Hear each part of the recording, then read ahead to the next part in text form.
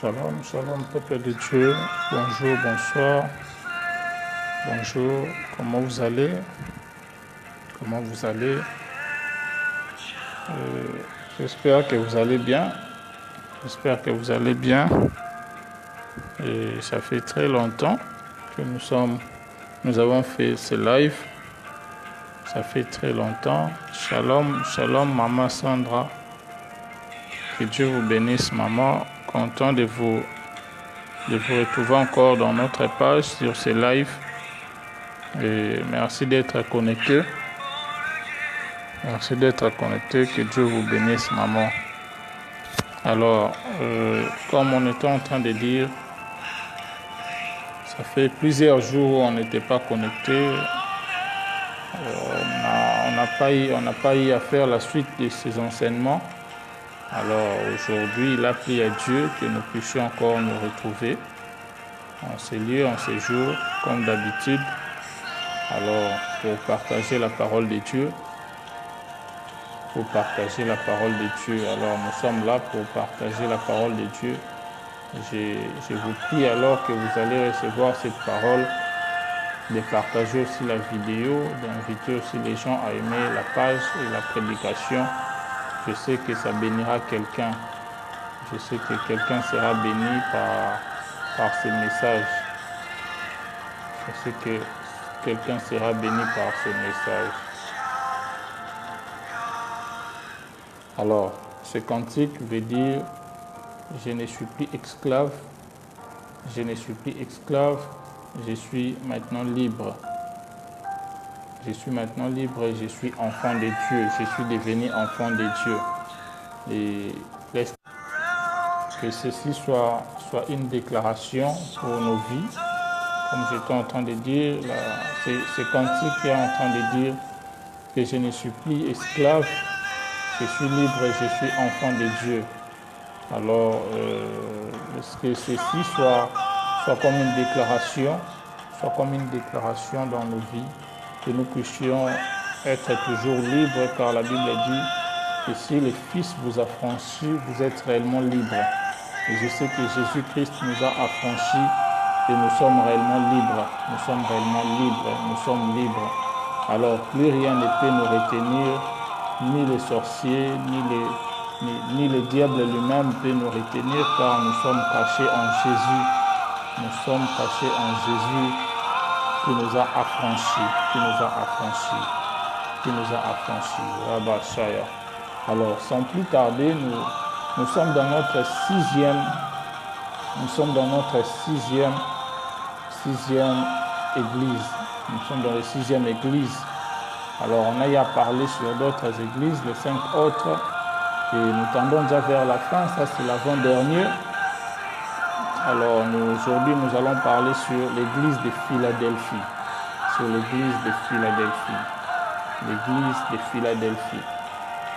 Philadelphie qui voulait dire amour fraternel. Alors, je vais d'abord lire le passage et après, nous allons encore décoller. Je lis au nom de Jésus, je suis dans le livre d'Apocalypse, chapitre 3, le verset 7. Écrit à l'ange de l'église qui est à Philadelphie. Voici le message de celui qui est saint et qui dit la vérité. Il tient la clé du roi David. Il ouvre et personne ne peut fermer. Il ferme et personne ne peut ouvrir. Je connais tout ce que tu fais. Regarde, j'ai placé devant toi une porte ouverte. Personne ne peut la fermer.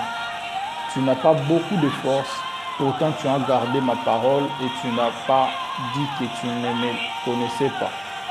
Les gens de la communauté de Satan disent qu'ils sont juifs, mais ils ne le sont pas. Ils mentent. Eh bien, voici ce que je leur ferai. Je les forcerai à se mettre à genoux devant toi. et ils reconnaîtront que je t'aime. 10. Tu as gardé fidèlement ma parole, alors moi aussi je te garderai au moment du malheur. Amen. Tu as gardé fidèlement ma parole, alors moi aussi je te garderai au moment du malheur. Oui, le malheur viendra sur le monde entier. Oh là, oh là, oh là, oh là, excusez, nous avons perdu. Ok. Le malheur viendra sur le monde entier pour voir la valeur des habitants de la terre. Je viens bientôt. Tiens solidement ce que tu as. Ainsi, personne ne prendra ta récompense. Le vainqueur, j'en ferai des colonnes dans les temples de mon Dieu, et ils n'en sortiront jamais. Sur ces vainqueurs, j'écrirai le nom de mon Dieu et le nom de la ville de mon Dieu. Cette ville, c'est la Jérusalem nouvelle, qui descend du ciel, envoyée par mon Dieu. Sur eux, j'écrirai aussi les noms nouveaux que j'ai reçus. Et celui qui a des oreilles, qu'il écoute ce que l'Esprit dit, l'Esprit Saint dit aux églises. Amen. Alors, comme j'étais en train de dire, nous sommes en train de parler aujourd'hui sur l'église de Philadelphie. Philadelphie qui voulait dire amour fraternel. Amour fraternel, c'est l'une des choses qu'aujourd'hui, c'est l'une des choses que Jésus-Christ nous a laissées à l'église. C'est l'une des choses que Jésus a dit, a annoncé que l'Église doit pratiquer. Nous devons pratiquer toujours l'amour fraternel, l'agapé. Et cela ne doit pas être que pour un temps où, comme il y a certaines églises qui le font, il y a peut-être c'est moi qui est dédié à l'agapé. Non. L'agapé, l'amour fraternel doit être continuellement. Quand on parle de l'amour fraternel, on ne parle pas que de la nourriture, partager quelque chose à manger, non. Mais la communion que nous devons avoir entre frères et sœurs dans une église, d'une même communauté. C'est une communion que nous devons avoir, c'est une attente que nous devons avoir entre nous. Et qui dit l'amour fraternel dit aussi reproche. La Bible dit que si ton frère pêche, reprends-le. Alors, l'amour fraternel est là aussi pour nous aider à couvrir quelques multitudes de péchés. Lorsque nous nous reprenons les uns les autres dans la volonté de Dieu, alors nous allons couvrir une multitude de péchés. Que Dieu vous bénisse. Stella Cambo, Vevo, que Dieu vous bénisse aussi. Merci beaucoup. Alors, comme j'étais en train de dire, que lorsque nous pratiquons l'amour fraternel, nous couvrons une multitude de péchés. L'église de Philadelphie qui voulait dire amour fraternel. C'est-à-dire l'amour fraternel était attaché à l'église de Philadelphie, était attaché aux croyants de Philadelphie. Alors, la Bible dit, voici le message de celui qui est saint et qui dit la vérité. Qu'est-ce que Jésus-Christ voulait dire par là? Jésus-Christ s'est révélé à l'église de Philadelphie comme le Dieu saint et le Dieu véritable. La Bible dit que je suis saint. Dieu dit, je suis saint et vous aussi soyez saints. Dieu veut que le peuple, les gens qui s'approchent de lui puissent être saints. Les gens qui doivent s'approcher de sa présence, les gens qui doivent être en communion avec lui, doivent avoir la nature de Dieu qui est la sainteté, doivent avoir ce qui est de Dieu, la sainteté de Dieu. Et il dit que voici celui qui est saint. Donc Dieu, à l'église de Philadelphie, il s'est révélé comme celui qui est saint. Les dieux saints, pas comme celui qui est saint, car Dieu est saint. Alors il sait qu'à l'église de Philadelphie, ces gens vivaient aussi dans la sainteté. Je vais expliquer ça. Ces gens vivent aussi dans la sainteté. C'est pourquoi il s'est révélé en eux comme le Dieu saint. Mais non seulement comme un Dieu saint, mais comme la vérité. Jésus-Christ dit, je suis la vérité, je suis la vérité. Et l'église de Philadelphie est une église qui marchait aussi dans la vérité. Qui dit vérité, qui dit aussi transparence. L'église de Philadelphie était une église qui marchait dans la vérité de la parole de Dieu. Il marchait dans la vérité de Christ. Il connaissait la vérité et il pratiquait la vérité. Je dirais même, c'est l'exemple qu'aujourd'hui l'église doit pratiquer. C'est l'exemple que nous, chrétiens, nous devons pratiquer aujourd'hui. Nous devons pratiquer aujourd'hui avec la technologie, aujourd'hui avec tout ce qui se passe dans le monde. Nous sommes obligés à pratiquer la sainteté et la vérité. Combien de chrétiens, combien de gens qui ne savent plus pratiquer la sainteté, combien de gens qui ne savent plus pratiquer la vérité, combien de gens qui ne savent plus dire la vérité les uns envers les autres. La Bible nous recommande de se dire la vérité les uns envers les autres. Mais aujourd'hui, nous vivons plus dans le mensonge que de pratiquer la vérité. Alors que celui que nous suivons, le Jésus que nous servons, est un Dieu véritable. Il est celui qui est la vérité. Et lorsque nous suivons celui qui est la vérité, automatiquement, il nous affecte aussi par sa vérité. J'ai pris que Dieu nous change la mentalité. J'ai pris que Dieu change nos vies. J'ai pris que Dieu nous donne à marcher dans la sainteté. J'ai pris que Dieu nous donne à marcher toujours dans la vérité. Que Dieu nous donne à marcher toujours dans la vérité. Alors, à cause de la sainteté des enfants de l'église de Philadelphie, à cause de la vérité que les enfants, que l'église de Philadelphie pratiquait, écoute ce que Jésus dit. Il tient la clé du roi de David. C'est Jésus-Christ qui tient la clé du roi de David. Il tient cette clé. Le roi David, nous connaissons tous, David a marché dans la droiture. David était un roi où, lorsqu'il était mort, même quand il n'était plus là, Dieu était en train de dire à d'autres rois de marcher comme David. Pourquoi? David marchait dans la justice, David marchait dans la droiture. Il jugeait selon la justice, il jugeait aussi selon la droiture. Et même par rapport aux prophéties qui venaient par rapport à Jésus-Christ, la Bible dit qu'il sera comme son père David, c'est-à-dire dans la droiture, et dans la vérité, dans la droiture et dans la justice. C'est pourquoi il dit que celui qui tient la clé de David, en d'autres termes, le Dieu saint, le Dieu véritable, car David pratiquait la vérité. Et Jésus-Christ tient ses clés. Il dit, il ouvre et personne ne peut fermer, il ferme et personne ne peut ouvrir. Je connais tout ce que tu fais. Regarde, j'ai placé devant toi une porte ouverte. Non une porte fermée, mais une porte ouverte. Personne ne peut la fermer. Écoute, à cause de ce que l'église de Philadelphie était en train de pratiquer, à cause de la sainteté que l'église de Philadelphie pratiquait, à cause de la vérité que l'église de Philadelphie pratiquait, Jésus-Christ est en train de dire qu'il ouvre une porte. Non, il connaît d'abord les œuvres, il connaît d'abord ce que les chrétiens de Philadelphie faisaient. Il connaît ça, il connaît toute œuvre des chrétiens de Philadelphie, mais il dit aussi que j'ai placé devant toi une porte ouverte. Il n'a pas parlé d'une porte fermée, mais il a parlé d'une porte ouverte. Il a parlé d'une porte ouverte que personne ne peut fermer. Bien-aimé, lorsque Dieu accepte de t'ouvrir une porte, sache-le que personne d'autre ne peut le fermer. Personne d'autre ne peut fermer ce que Dieu a ouvert. Personne d'autre ne peut dire le contraire de ce que Dieu a dit dans ta vie. Alors, laisse-moi te dire ce que Dieu a dit dans ta vie. C'est ce qui va arriver. C'est ce qui va arriver. Ce n'est pas ce que les hommes viendront ajouter ensuite. Mais c'est ce que Dieu a dit de ta vie. C'est cela qui va arriver. Si Dieu accepte d'ouvrir une porte, sache-le que personne d'autre ne peut le fermer.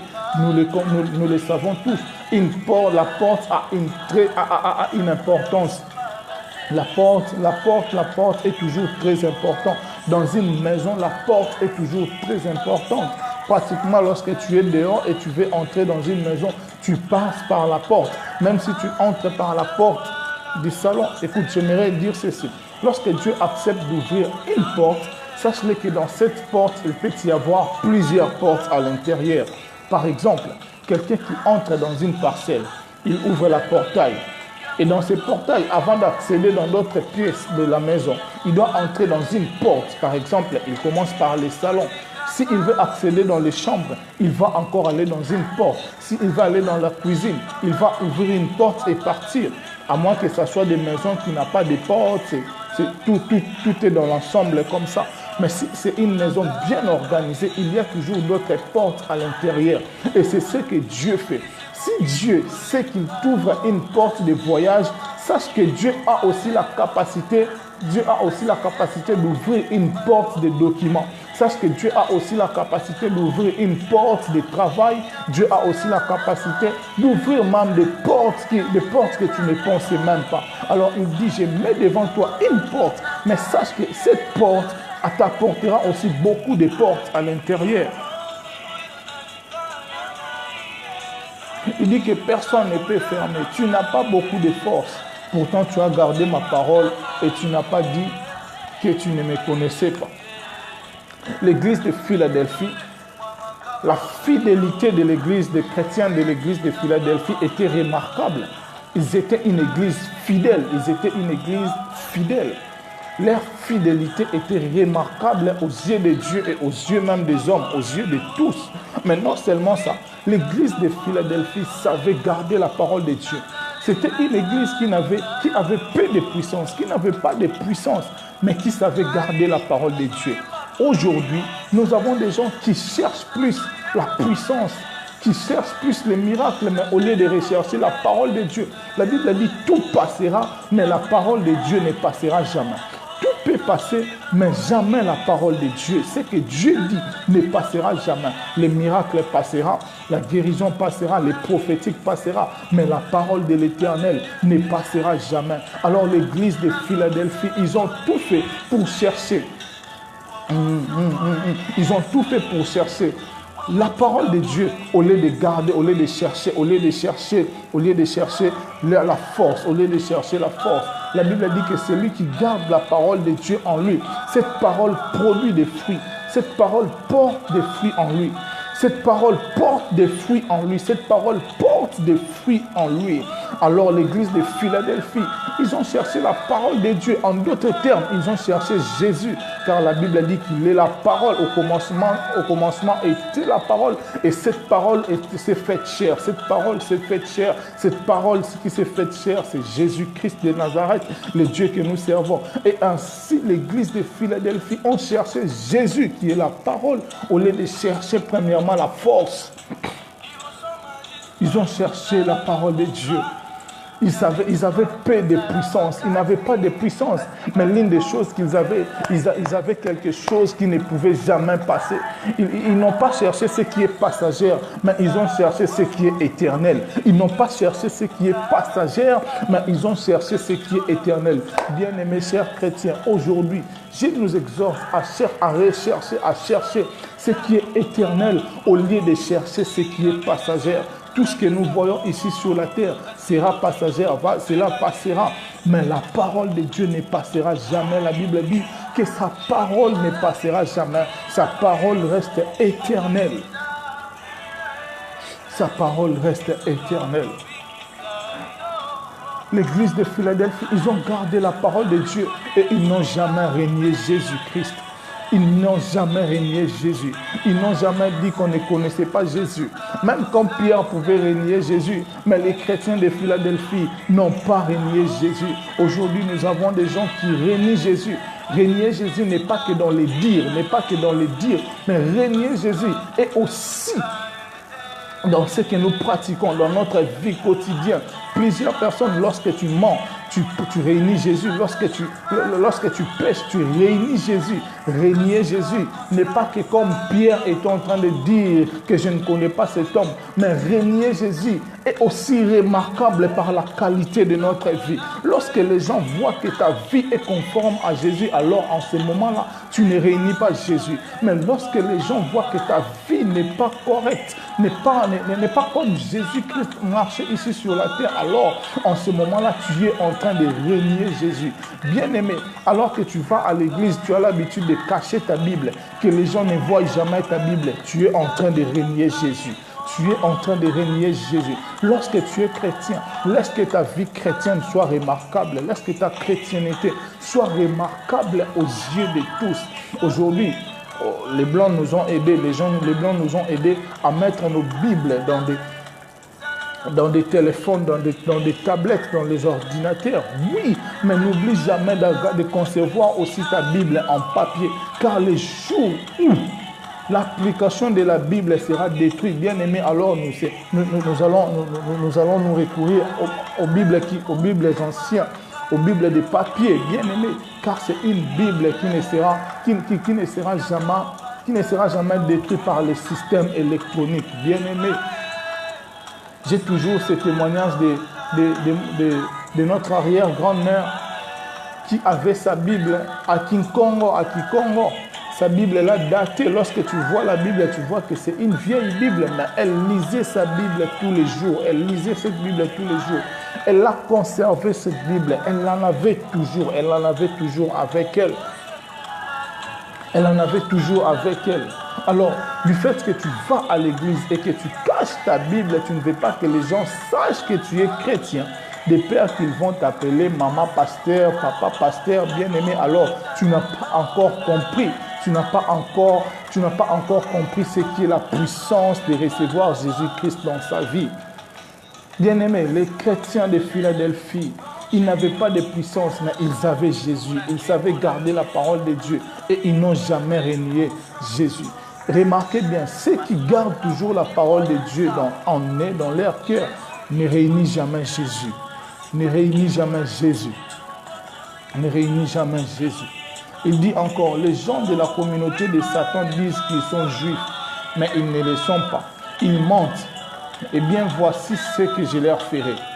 Je les forcerai à se mettre à genoux devant toi. Et ils reconnaîtront que je t'aime. Tu as gardé fidèlement ma parole, alors moi aussi je te garderai au moment du malheur. Dans d'autres versions, on dit, moi aussi je te garderai au temps de la tentation. Bien-aimé, nous sommes au moment où la tentation n'est plus quelque chose de caché. C'est quelque chose qui est visible. À tout moment, nous vivons dans la tentation. À tout moment, la tentation est devant notre porte. À tout moment, la tentation est devant nous. Plaise à Dieu, prochainement, nous allons parler sur les tentations de Jésus, sur les tentations que Jésus-Christ avait. Mais aujourd'hui, nous vivons tellement dans ces tentations. Le diable, non seulement le diable, mais le monde nous séduit, le monde nous tente tellement que ceux qui ne sont pas forts, ils réunissent la foi. Ceux qui ne sont pas forts, ils s'abandonnent facilement à la tentation. Mais ceux qui gardent la parole de Dieu, Jésus dit, tu ne m'as pas renié, alors que tu as été fidèle, tu as gardé ma parole. Sache que moi aussi, je te garderai lorsque le malheur viendra sur la terre, lorsque les tentations se lèveront sur la terre. Moi, Dieu, je te garderai aussi. Bien-aimé, il est doux et agréable. Il est tellement bon de garder la parole de Dieu.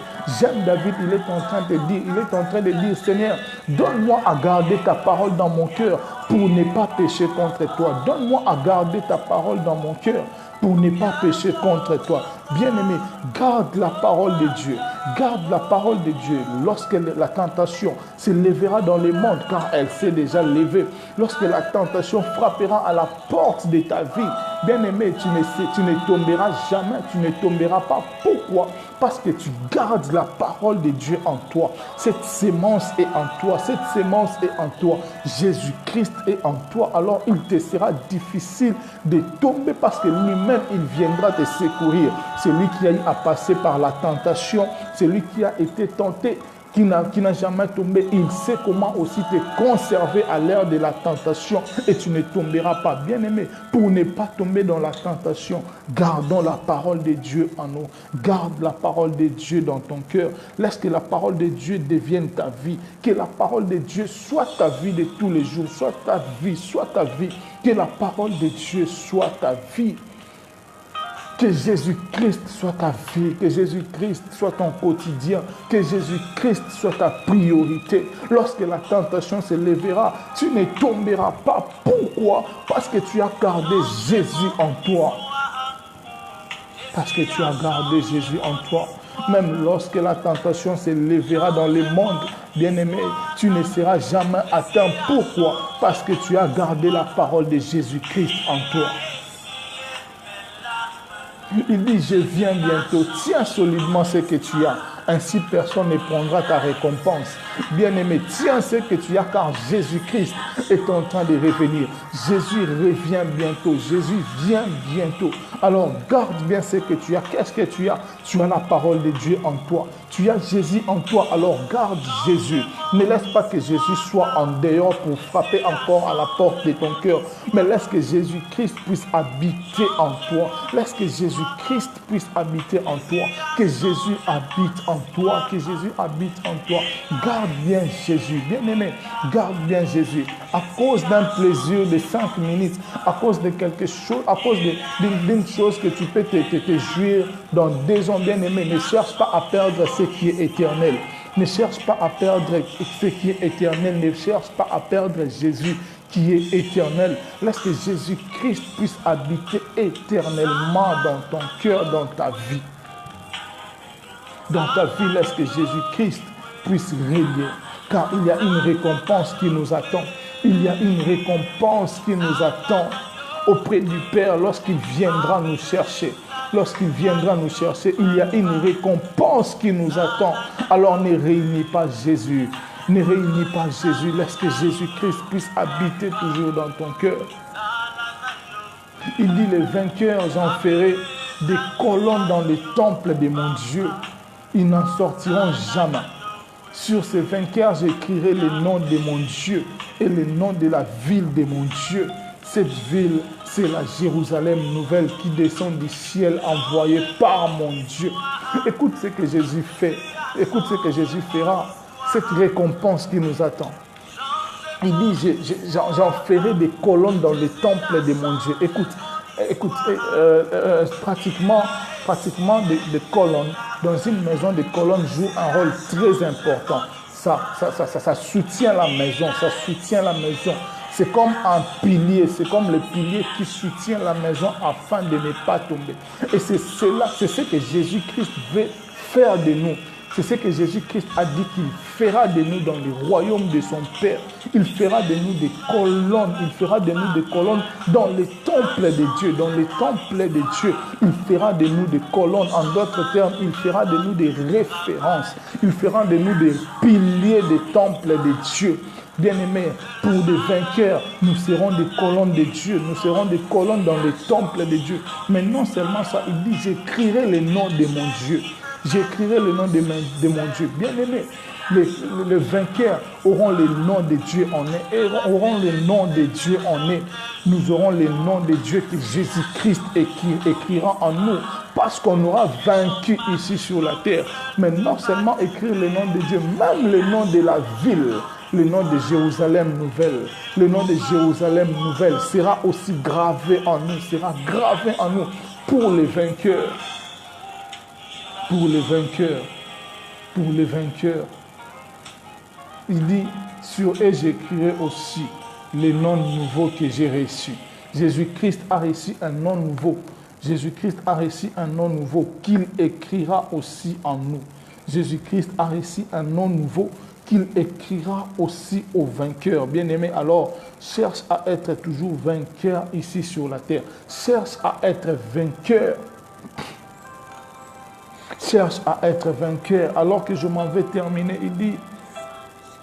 il dit que celui qui a des oreilles, qu'il écoute ce que l'Esprit Saint dit aux églises. Il finit toujours par l'Esprit Saint pour nous révéler que le Dieu que nous servons est un Dieu saint. Et l'Esprit que nous avons reçu qui habite en nous est un Esprit saint. Est un Esprit saint. Est un Esprit qui nous fortifie. Est un Esprit qui nous garde à l'heure des tentations. Est un Esprit qui nous préserve contre les péchés. Bien-aimés, c'est pourquoi il est impossible. Il est possible, excusez-moi, c'est pourquoi il est possible de rechercher toujours le Saint-Esprit dans sa vie. Lorsque tu as le Saint-Esprit dans ta vie aussi sera sainte. Ta vie aussi sera sainte. Ta vie aussi sera sainte. Ta vie sera sainte. Ta vie sera dans la pureté. Bien-aimé, Jésus-Christ est en train de revenir. Vous pouvez tout oublier, tout ce que j'ai dit. Vous pouvez oublier tout ce que j'ai dit en ce moment. Mais n'oubliez jamais de garder la parole de Dieu. Les miracles passera. Les prophéties passera. La guérison passera, la parole de connaissance passera, tout passera, l'argent passera, L'argent passera, les maisons passeront. Tout ce que nous faisons passera, mais la parole de Dieu ne passera jamais. La parole de Dieu ne passera jamais. Cette parole qui est oui, amen, ne passera jamais. Jésus ne passera jamais. Jésus ne passera jamais. Alors, bien-aimés, gardons ce que nous avons. Gardons ce que nous avons. La parole de Dieu que nous avons, cette sémence de la parole de Dieu qui est en nous. Gardons-les, car au temps où la tentation frappera à la porte de ta vie, tu seras épargné. Jésus-Christ t'épargnera. Pourquoi? Parce que tu as gardé la parole de Dieu en toi. J'aimerais finir en disant ceci. Alors qu'un jour, Caïn a tué son frère Abel, Dieu lui a dit ceci. Caïn, le péché frappe à la porte de ton cœur. Mais si tu agis bien, tu relèveras ta tête. Le péché frappe toujours à la porte de nos vies. Le péché frappe toujours. Le péché frappe toujours. Mais si tu agis bien, tu relèveras ta tête. J'aimerais dire à une personne, même si tu avais péché hier, si aujourd'hui tu prends la décision d'agir bien, tu relèveras ta tête. Tu relèveras ta tête. Et si ta tête est haute, laisse que ta tête reste toujours haute. Le jour où Jésus-Christ reviendra sur la terre, garde sa parole en toi et tu seras enlevé avec lui. Tu seras enlevé avec lui. Que l'Éternel Dieu vous bénisse. Que l'Éternel Dieu vous bénisse. Que Dieu puisse vous bénir. Que Dieu vous bénisse. Restez en paix. Restez en paix. Que la paix de Jésus-Christ soit en vous. Que Dieu marche avec vous. Que Dieu vous épargne de toute tentation. Que Dieu ouvre une porte que personne ne fermera. Que Dieu ouvre une porte que personne ne fermera. Je déclare une porte ouverte. Je déclare une saison de portes ouvertes. Une porte que Dieu lui-même aura ouverte dans nos vies. Que personne n'aura à fermer. Que personne n'aura à fermer. Que personne n'aura à fermer. Je ne sais pas pourquoi je parle des portes. Mais je sais que Dieu est en train d'ouvrir une porte que personne n'aura fermée. Que personne n'aura fermé. Que Dieu vous bénisse, que Dieu vous bénisse, que Dieu vous bénisse. Nous allons nous retrouver, si pas demain le vendredi, pour terminer notre enseignement. Pour terminer notre enseignement sur les 7 églises d'Asie. Sur les 7 églises d'Asie. Alors, n'hésitez pas à aimer notre page. N'hésitez pas à aimer notre page. Aimer notre page. Partagez cette vidéo. Partagez la vidéo pour que plusieurs personnes soient aussi bénies. Si vous avez été bénis, partagez cela, qu'un grand nombre de gens soient aussi bénis. Alors je vais déjà vous quitter. Juste rappeler, j'allais oublier, demain, les groupes, le ministère Changer votre vie avec Jésus-Christ aura totalisé 5 ans. Totalisera 5 ans. Demain, notre page va totaliser 5 ans. Va totaliser 5 ans d'anniversaire. Alors, j'ai béni aussi ces groupes, j'ai béni ces ministères qui est dans le monde francophone, dans le monde anglophone et même dans le portugais. Nous sommes là, Dieu nous fait du bien. Nous sommes en train de construire même un temple en Angola. Le premier siège, le premier temple qui changeait votre vie avec Jésus-Christ est en train de construire en Angola. Alors la visionnaire, c'est la servante de Dieu Lundi depuis l'Angleterre. Alors, nous sommes en train de totaliser 5 ans. Inviter les gens. Je suis sûr que demain, nous aurons à partager des vidéos, des bons moments pour notre 5e anniversaire. Alors, comprenez que moi, j'ai pris juste les relèves de la personne qui était en train de diriger ces groupes avant. Moi, je viens de prendre les relèves. Alors, priez aussi pour ces groupes, pour ces ministères, que Dieu nous ouvre encore des portes. Et je sais que nous allons nous installer aussi dans le monde entier. Que Dieu vous bénisse et restez en paix.